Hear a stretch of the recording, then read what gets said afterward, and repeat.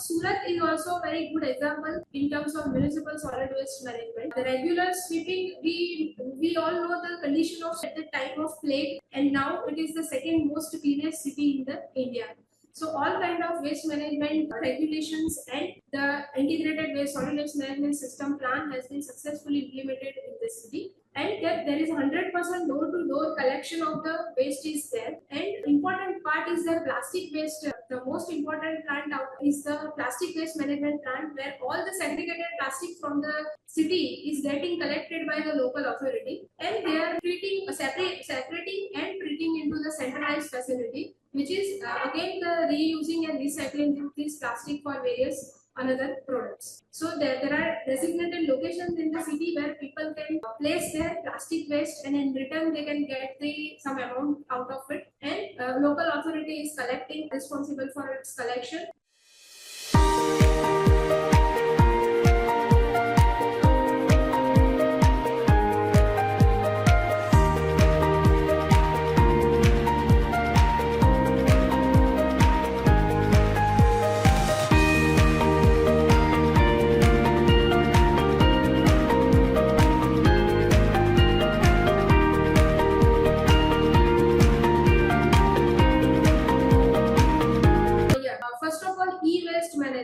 So basically, e-waste management rules have been formed in 2016 also, and it is basically notified to address this leakages of e-waste into informal sector and all stages of the channelization. These are applicable on every producer, consumer, collection center, dismantler and recycler of e-waste involved in the manufacture, sale, purchase and processing of the electronic equipment. And there are two categories involved in this: electronic equipment, IT and telecommunication equipment, and all the consumer electronic equipment like the washing machine, refrigerator, air conditioner.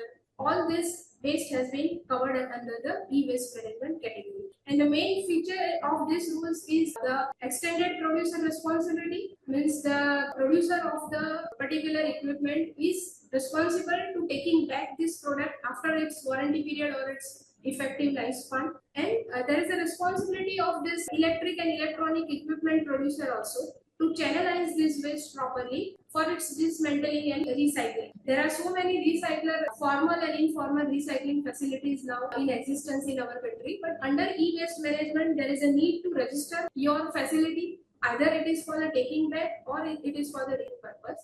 There is a registration and pollution control board authorization is required for the treatment of e-waste. Plastic waste management is also very important because plastic is very big chunk of the solid waste generation in our country. So rules have been formed in 2016 and it is again amended in 2024 to include more category into it. Basically, it is related to the plastic waste minimization, segregation, recycling and waste processor for the collection of this plastic waste fraction either from the household or commercial activity, and it also includes the principle of the polluter pay principle for the sustainable management of the solid waste. So the main important areas of the plastic waste management are: it includes the producers and generators obligations in plastic waste management system, and also to implement the collect back mechanism as far as the waste is concerned, to implement the gathering of plastic waste management charge through pre-registration of the plastic carry bag and multi-layered packaging producer. They need to have some need to pay some registration charges. Then encourage the use of plastic trays for the another applications like road and building and other energy recovery options, either to produce waste oil or other waste to energy options of plastic to address its disposal problems, to place the additional responsibility on the waste generation like paying the local authority a user fee for the collecting and disposal of this plastic waste, and special ban on the plastic bags with specifically with less than 50 microns. So now currently in 2017 we have this single-use plastic ban also. So to increase this minimum thickness of the carry bag up to 50 micron. So below 50, government is encouraging to not to use this plastic below 50 micron. And manufacturer of this plastic carry bags or multi-layer pouches on sachet need to be registered with the pollution control board for the proper operation of the facility for a period of 3 years, and there is a renewal and authorization procedure also. Now, biomedical waste management, it's a separate, all over separate issue. We can go more detail into it, and separate lecture can be arranged for this biomedical waste. But basically it is a waste which is being generated at any medical facility. Either it's one room, one local body providing this urban center, health center, up to the multi-speciality hospital. So every kind of medical facility need to have this biomedical waste management rules and place implemented there. So basically it includes segregation of waste at source, which is segregated into these 5 categories.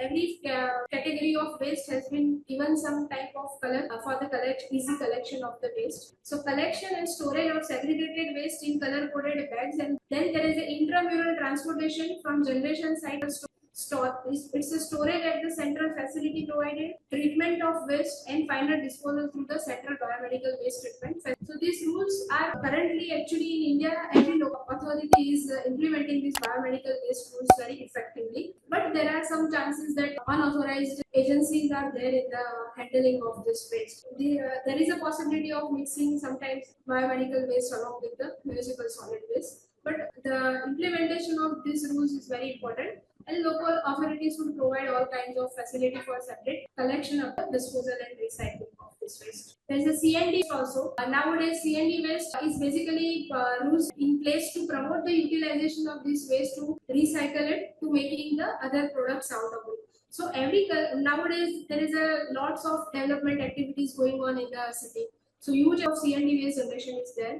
So it applies to all the construction sites where there is a waste generation and sites where there is a demolition is going on. So all kind of demolished waste can be taken to the central facility, and we can recycle it to produce various product. And likewise, the facility operator needs to be authorized by the pollution control board and follow the rules effectively. There is a batteries waste management also. Just a minute, just go back. Batteries waste management rules are also there in place to collect all kinds of batteries. So these rules are applied to every manufacturer, importer, reconditioner, assembler, dealer, recycler, auctioneer, consumer. These rules are applicable to all, and basically it includes the recycling or the proper disposal of the batteries which contains very toxic and corrosive material like mercury, lead and all. So it covers electrical vehicles batteries also. The producer of these batteries are responsible for the collecting and recycling from the market, and refurbishment of the batteries also. And there should be a proper mechanical and centralized online portal for the collection and exchange of this battery waste as well as the certificates. So these are the separate different kinds of waste. Now we comes to the third part of my presentation, that is the good practices in our country as far as this municipal solid waste is concerned. So we all know that Indore is a Swachh city, and it is getting Swachh city medal since last 7 years, getting the cleanest city under Swachh Bharat mission. So it is interesting to know that in the first Swachh Sarvekshan, the city was at 25th place, and after that, from the second to this year, it is getting coming as a first. So there are so many strategies they have applied as far as the municipal solid waste management is concerned. But as far as the most successful, we can say that the models are only two. First is the 100% segregation of waste at the generation place itself. So they are segregating now this mix of municipal solid waste into 6 categories at the source of generation only. So this 100% source segregation is the main strategy or approach for the Indore to have a cleanest city tag. And secondly, the 100% treatment of the biodegradable waste through biomethanation. They have bio-CNG plant for the biodegradable waste, where daily 17 to 20 metric tons of this CBG or the compressed biogas is getting generated out of the 100 metric ton waste. That is, the plant is actually on the PPP model, and the concept is also based on the zero landfill model, that no waste goes to the landfill.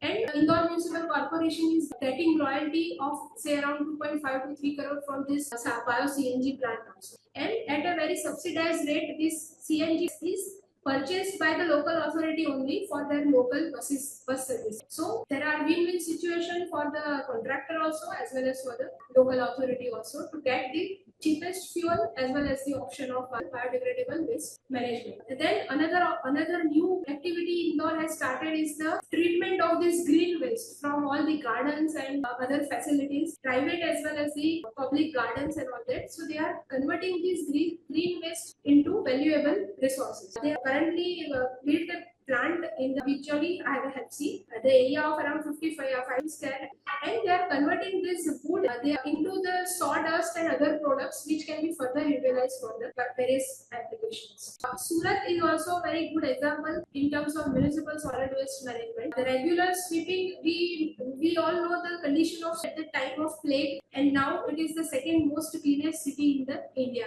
So all kind of waste management regulations and the integrated waste solid waste management system plan has been successfully implemented in this city, and there is 100% door-to-door collection of the waste is there. And important part is the plastic waste. The most important plant out is the plastic waste management plant, where all the segregated plastic from the city is getting collected by the local authority, and they are treating separating and treating into the centralized facility, which is again the reusing and recycling this plastic for various another products. So there are designated locations in the city where people can place their plastic waste, and in return they can get some amount out of it, and local authority is collecting, responsible for its collection and again recycling into various. So plastic waste management is a very good example in the. As far as this legacy waste is concerned, you must have heard about the Pirana dump site of the actually in Ahmedabad since 1983. The waste was dumped here in the area called Pirana, and since in 2016, the total amount of waste generated at the dump site is more than 80 lakhs. So in January 2019, a pilot project has been started by Obil Corporation, and the project is the bio-mining. Bio-mining is to remove this, means to segregate various waste out of this and use it for the various another options. So you can say here that before the after condition of the heap or the dump at the site, and currently more than 62 lakh metric ton of waste gets cleared, legacy waste, and 35 acres of land has been cleared or the reclaimed out of this bio-mining option. Another good example is the use of construction and demolition waste. In 2019, AMC has started this C&D Waste facility on PPP basis. 21 locations in the city have been defined where common people can dump their C&D waste, and there is a agency which is responsible for collecting this waste from 21 locations. They are taking back to their central facility for recycling this C&D waste, and they are making various products like paver stone, then manhole covers and various other products are there, which is being sold in the market, as well as the corporation is also taking say 100% products of their daily need from this facility. So it is a sustainable solution for the C&D waste. Next, another good example is the waste to energy plant in the Ahmedabad. Say that this plant is the Gujarat's waste to energy plant, which is designed to collect daily 1,000 metric tons of the municipal solid waste, and it is able to generate 15 megawatt of power. It is developed under PPP partnership, and basically Jindal Urban Waste Management is the agency. They have done all the investment. They are running this facility since November. It is recently started, and till date, near this 10,000 metric tons of waste gets treated here, and nearly 32,000 units of electricity has been generated and utilized. It is being transported in the public electricity company. They are getting benefited out of it. Next, even in Andhra Pradesh also there is a small town called Obil where there is a 100% segregation and collection of the waste, and there is a plastic bags and pouches ban in the country, and they have also applied some other options which are very useful in solid waste management plant. Right? They have provided all the IoT facilities in their collection system for the proper collection and the treatment of solid waste. In Pune also, the centralized biogas system are working very, very good. They have all the biodegradable waste collection system in place properly. These facilities are also very good. They are generating biogas and utilizing in the either they are making CNG or utilizing for the heating application. Biogas. So these are some good examples. I have taken only few out of 10 big examples, but there are small cities which are taking very good steps as far as the municipal solid waste management is concerned, because every activity is very important, say from the collection to disposal. So many projects are there right now in our country as far as management is concerned. Now the circularity in any waste management very important nowadays, as we all know that India is attaining the net zero status. Prime Minister has declared that we will attain net zero till 2070. So now all the activities focus must be on the reduction of this greenhouse gases and circular economy. So basically, when municipal solid waste management is concerned, so the proper implementation of the municipal solid waste management plan and providing all the facilities in place, we can reduce the total greenhouse gas emissions, and we can utilize the recycling, waste to energy concept and other our treatment option to generate credits, carbon credits, and the other mechanisms also which can be applied directly, and we can act towards the climate change. So in MS, this municipal solid waste management plan should also reflect this to the climate change, and we need to adapt. In circular economy, we are basically collecting, reusing, recycling various products from the waste, and we are completing the circle of circularity. So in linear economy, basically the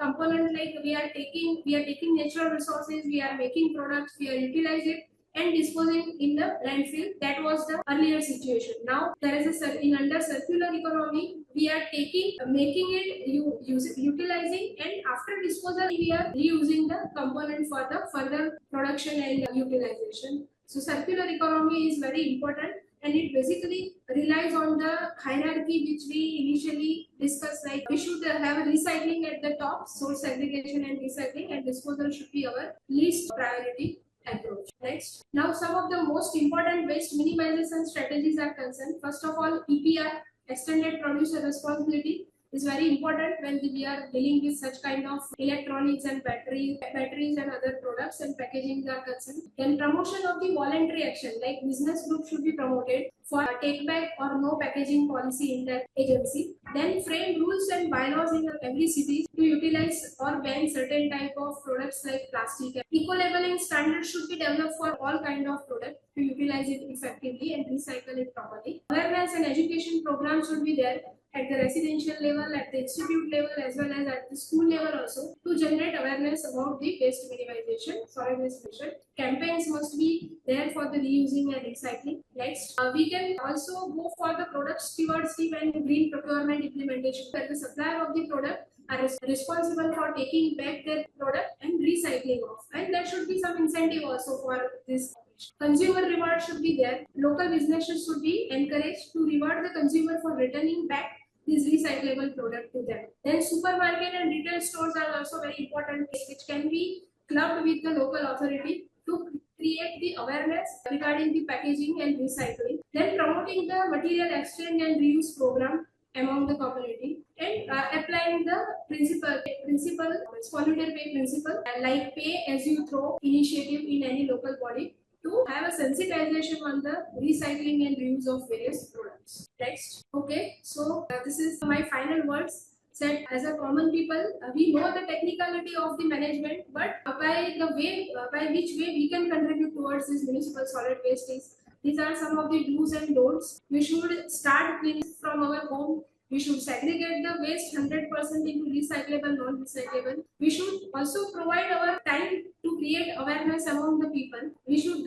dispose the place at the dispose the waste at designated places, and create cleanliness in our surrounding environment. And there are some of the don'ts also. We should not throw back the waste anywhere. We should utilize the public property very cleanly. And there are many ways we can contribute towards the implementation of the municipal solid waste. So I think completing here. How, according to you, solid waste management can improve social and economical well-being? Definitely, we can, through solid waste management, there can be a social well-being by involving all the informal sector people which are there in the various activities of municipal solid waste. They can take back to the centralized system, and government can pay them the better wages for their daily activities, and their economic condition can be improved by taking. Actually, these kind of activities are there in India right now. Many rag pickers are getting authorized under local cities, and they are getting very good economical wages for their daily activities, and they are now getting channelized in very effective way. I'd like to ask one question from my side, ma'am. So I reside in this place called Vadodara, which is very close to Ahmedabad, and I've gone about seeing certain landfills in my city, which are towards the outside part of the city, and some of the landfills are not as per the guidelines or norms that it's supposed to be. Like it's encroaching into a river tributary, and there is no proper fencing and like that. So I have tried in the past to go and I've gone and written letters to the mayor, to the municipal commissioner, and tried to process it forward, try to get their attention towards that particular landfill site because ultimately that water comes into the city itself. And could you tell a solid way to get their attention or, somehow make more people aware about the plight of that landfill or whatever? Because sometimes it's impossible to reach out to the administrative bodies. Like, Okay, you are talking about basically it's not a landfill, it is a dump site. I'm sorry? It is a dump site. Yeah, it is a dump site. Because landfill cannot be near river. It Mm. cannot be in the riverbed because there are siting criteria for the landfill. Yes, For absolutely. doing a landfill construction, you need to follow all the siting criteria. There are 15 or 20 criteria for at least selection of the site. Right itself. Cannot have this kind of pollution problem. So you need to pressurize the local government for have a scientific or the sanitary landfill in place of open dump site. And the waste that is in the open dump site can be treated through biomining. The quantity of waste can be reduced because after screening and all that, all the components will get separated and you will find option for every component for the treatment, what to do. So there is a possibility of clearing this dump site as well as there is a possibility of having sanitary landfill at the site. So the local authority should go for it. The next question is from Navneet Krishnan. Kindly explain EPR credits and their framework. Actually, nowadays these EPR credits are being formed by the local government itself. There is no central guideline on that. But agency or the producer, they are discussing with the local authority or they are discussing with the proper ministry what to do with this. And they are framing the rules that from how much which stakeholder to be included in this, either up to dealers or up to local people, up to where they are getting into this. And I think most of the dealers are now into this EPR. They under the rules there is a compulsion for them to take back all the products after its completion of the useful life. But its implementation basically everything is on paper, but its implementation needs to be more strengthened. EPR to be more successful. Ma'am, another question from Maria Paul. Is deep burial a way to end biomedical wastes? No, for the biomedical waste also there are different technologies available and incineration is very good technology for this biomedical waste. Doing incineration after recovering all the useful parts. So it is only a effective way to remove because it's some of infectious waste also. So incineration is the waste option. Okay, moving on to the next one.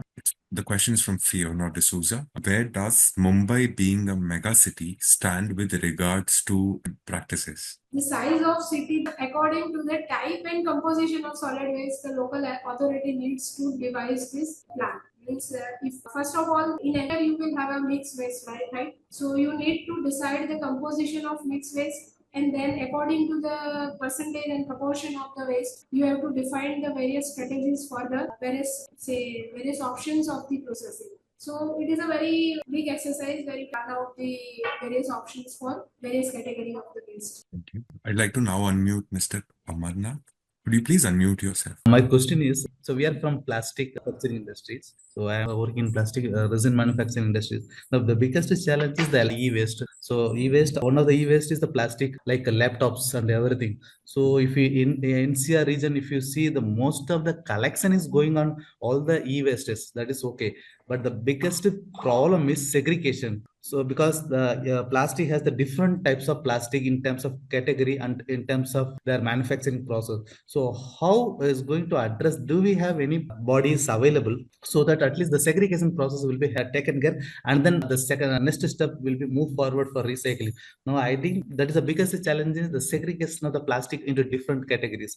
So that is the, how do you see, do you also come across this type of challenges or not? not? I just want to understand. Yes, we are also coming through this type of challenges. There are issues here, I think, combining electronic waste and plastic. Electronic waste, basically, what I have seen that government is giving contract to some agencies which are basically authorized by the Pollution Control Board to collect the e-waste and their recycling. So what you need to do, what government need to do, they should provide the list of agencies authorized to collect this waste. So for example, in we have like system that there are 2-3 agencies which are responsible for collecting, so you can call them. There are separate websites, there are proper consumer, they have given separate numbers for the calling, so consumer can call them.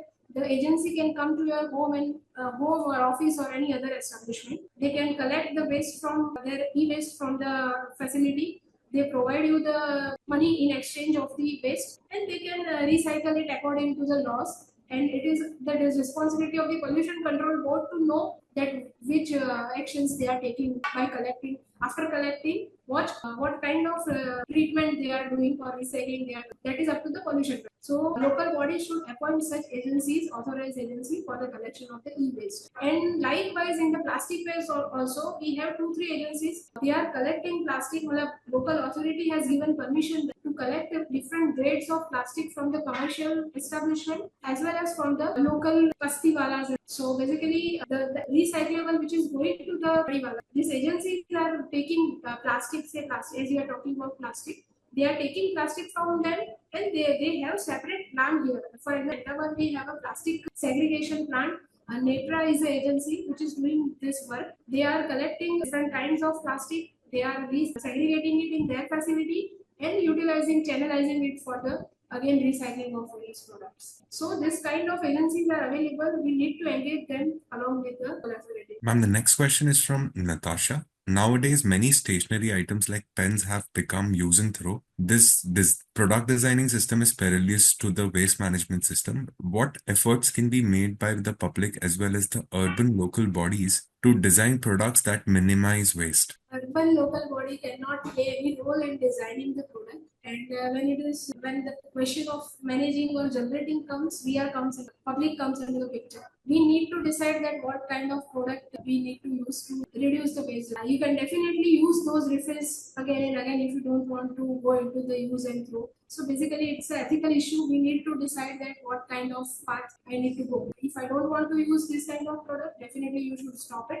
And not only you, everyone should sensitize to you stop this kind of practices. Then definitely the waste management problem will be somewhat relaxed because there are so many day-to-day activities are like we are following the Western culture and generating more and more waste. To this, I wanted to ask, is it audible? Yes. Yes. So I basically wanted to ask that I understand the urban local body does not have a role in designing, but at least they can set up some rules so that some rules and regulations can be set up or bylaws can be set up so that because they are designing for the profit and all those things. So if we put some rules and regulations on it, we can at least try to decrease the use and throw practice. All the rules and bylaws are already framed, but as I said, there is a need to strict implementation of these bylaws in our because we are the only people who are responsible for generating and paying some say